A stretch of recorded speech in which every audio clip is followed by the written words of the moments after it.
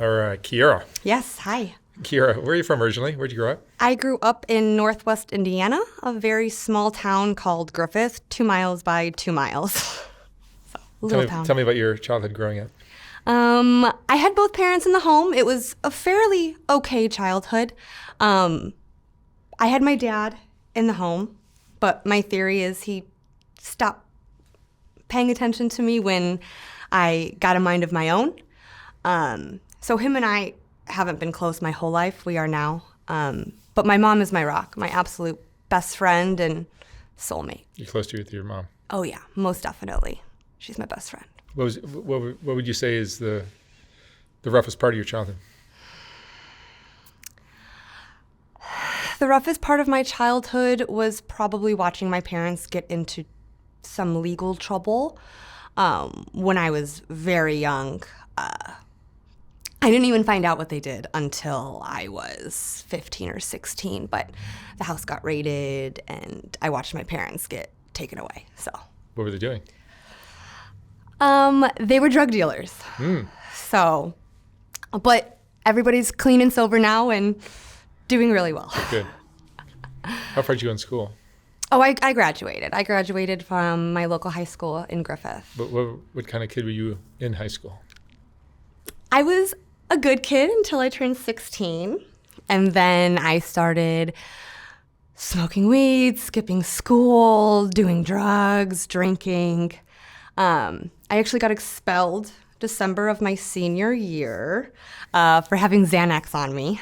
And my mom had called the school and told them. So I did get arrested. I just turned 18. At 18, for having drugs at school. And then I kind of continued to get arrested on and off and crash multiple vehicles on drugs until I turned 21 when I got clean for good. For good? For good. Good for you. Yeah, been 12 years. That's great. Thanks. And where has your life gone since then? It's better now. I mean, I'm a mom. I have 2 children.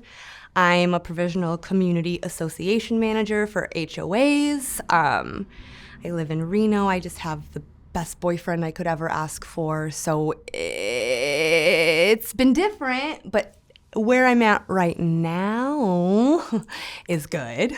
What have you been through between the boyfriend and moving or leaving high school? So I moved to Reno with a man that I had known in person for just a month or so. I met him through the company I was working for. He ended up not being the nicest man ever, but I followed him to Reno, and I was with him for almost a decade. But I probably wasn't the best wife to him. So we got divorced in July of 2020, I believe. You were married how many years? We were married 6, together almost 10. Yeah. You guys had problems? Yes, we both had our own sets of problems. Like I mentioned, he wasn't very kind. So he did lay hands on me, be very rude to me, make terrible comments, call me names, put me down. But then I was unfaithful a few times and ended up mothering children from those men on my husband. So you were married to your husband, but you were having children with other men. I was. And he raised them as his own and knew them to be his own until the divorce. How did that news come out? My lawyer had to use language in what we wanted to kind of make it a point to say that, like, he may not be the dad. You know, like, I don't even remember what word she used, but it was a word that kind of made his lawyer be like, we should probably do a DNA test on these children. And he did. Because you were looking to keep it quiet? I wouldn't say that. To collect child support? No, oh no. The divorce agreement said no child support on either side. We were both making the same amount of money. So to this day, neither of us pays child support. But no, he got them. I didn't want to necessarily keep it quiet. I didn't want to break his heart, is what it is. No matter how mean he was to me, I don't use that as an excuse for what I did, because there's not an excuse, you know? And I carry a lot of guilt with me about it. And I got my babies. I mean, they're the greatest things in the whole world, but How did he find out? he did the paternity test, and the paternity test came back. He was 99% like not the father. And he called me and he was like, "Do you want to get in front of this?" I said, "Get in front of what? What do you mean?" And about an hour later, he had posted publicly on Facebook that he was not the father of the children. How many kids? 2. How old were they? 5 at the time, 4 and 2. 4 and 2. And they still know him to be their only father. And he still treats them as if he's the only father. So he's still in their lives. Oh, yeah. It's very nice of him. If that's what you want to call it. I call it control, but nice is not a word that people often use for this man. Anything he can do to not essentially let go of me and to kind of continue to control my life is what I think to be the reason. He sees him once a week, takes him every other weekend, maybe not even the whole weekend. So it's an ugly divorce. It was ugly. It went on for about 7 or 8 months, which I know is not long in most divorces, but I thought it was going to be a cut and dry, quick thing. I didn't think he was going to fight me on it. I thought he didn't like me this whole time, but here we are. So he did fight me on pretty much everything I asked for. The divorce ended pretty equal. Nobody got anything crazy. 50-50 with the kids until he ended up unhoused. But yeah, he's still present. He still shows up to parent-teacher conferences. He coached my son's baseball team last summer. So he's still as involved as he wants to be. And you would prefer that was not the case, or?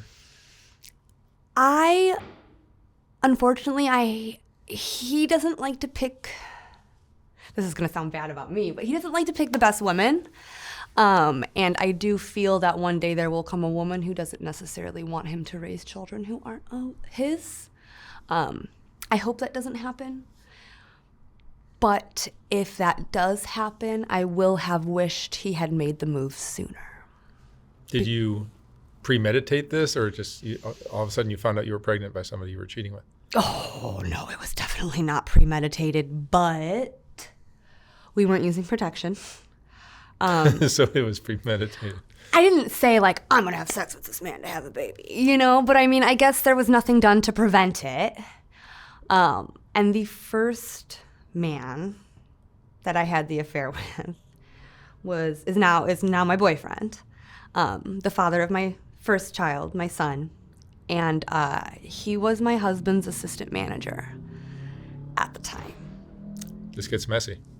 It's very, it's very messy. So my ex-husband brought him onto the team where he was working. And my ex-husband always made his assistant managers like his best friend. So he started bringing this guy around, and I made the first move, of course. And I feel like I just sensed his kindness. I mean, still to this day, this man that I'm with is the kindest, most patient man I've ever met.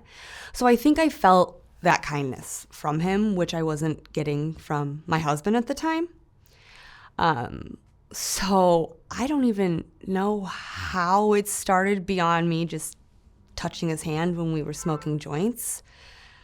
But one day he came over my house without my ex-husband there, and you know what happened next. And we only saw each other once a week to do this because of how my schedule, my ex-husband's schedule, and his schedule matched up. So every Wednesday, I saw him. We had sex. He watched me get ready for work, and then he'd go work for my ex-husband. Yeah, so that's how that one started. And again, I mean, my son is just the best human ever. So I don't regret it. And I'm with him now, and he's just my absolute soulmate. And I haven't cheated on him. But the second affair, who the man is the father of my daughter, he actually worked with me this time. He was my maintenance guy at my leasing job. And again, just another kind man who was nice to me. And I would see him a lot more because we worked together. So we would take our lunches together and have sex then. And when I found out I was pregnant with my son, we were 100% sure it was my husband's, even though I was having an affair, because, I don't know, I just always felt like I could sense when I got pregnant, which obviously isn't right. But I just felt it, so we were so sure. And then he came out looking like my boyfriend now. Spitting image. So there were some questions at the beginning there. But still, you have to be really sure about that to confront your wife, you know? You got to be real sure. So he didn't. People questioned what he looked like to him, and he just said no. And then with my daughter, she's Hispanic. So she came out a little more tan than the both of us. And just as she grew up, just kept that tan skin. And still, she looks so much like me. He was just like, yep, she looks like my wife. And now she looks like her dad, which is terrifying. But again, I love her crazy ass too. But Do you have regrets about anything you've done? I wouldn't say regrets because I got my babies. So I definitely am not going to say that I regret it. I wish I would have gone about it differently maybe. Or maybe picked a second different baby daddy. I don't know, because I didn't even think he was gonna be my baby daddy. And here we are with 3 baby daddies and 2 kids, is what I joke about. So yeah, it's been wild. Emotionally, what is? I'd say, yeah, emotionally. I mean, you're putting other people through emotions that they never. Yeah, my never saw coming. ex-husband's family cut him off once he decided to claim the children. They didn't like that, and they threatened to sue me with fraud because of what they had bought in the children. And then, I mean, of course, I took away my ex-husband's whole life in one swift. Whoosh, you know, house, wife, kids. So I think the craziest part is just the guilt that I always feel, like every day. And if I think about it, I cry. And I've gotten called a lot of names. And I get it, I do. But it's like I've called myself those names more than anybody else has. You're harder on yourself than everyone else. Absolutely. And I mean, and my mom used to say, the people who love you. Like, they're not going to judge you. And I know that. I mean, everybody who loves me has been so supportive and so amazing, but I judge me. Was there a little bit of revenge or satisfaction in what you did? No. No? I mean, my babies, I guess, would be the satisfaction, but no, I mean, it didn't even make me feel better because he was never any nicer to me. He still treated me like crap, you know, and still, no matter how he treated me, I still feel like this about what I did to him because it sucks. I ripped his whole life away in one document. Yeah, that would be a horrible thing to go through. You know?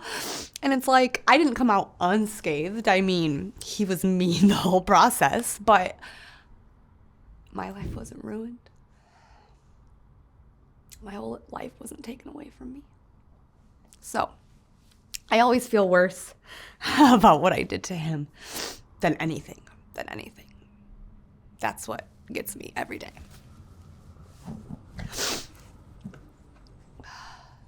What was the hardest part of the marriage for you? My treatment, the way I was treated, and the fact that my dad was never very kind to my mom. And I won't use that as an excuse, but so therefore I feel like I kind of let men treat me terribly my whole life. I mean, now I'm a badass bitch and I'll rock your shit, but I let men treat me bad my whole life. I always joke that I grew up around mean men my whole life, so now I know how to handle them. And what the final straw was for me with my ex was he physically assaulted me in front of the children. And my son had to use a plastic sword to like hit his dad and get him off me. And my son's 5 now. This was a year and a half, 2 years ago. And he still brings it up. He still talks to me about it.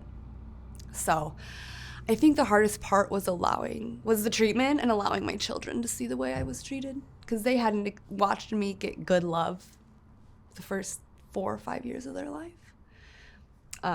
So that was the hardest part, because I don't want my daughter to do what I did. You know, I want both my kids to be treated respectfully and kindly, and they see that now, but your relationship with your father was tumultuous. Tumultuous? Yeah. I was a daddy's girl until I could form my own opinions, I say.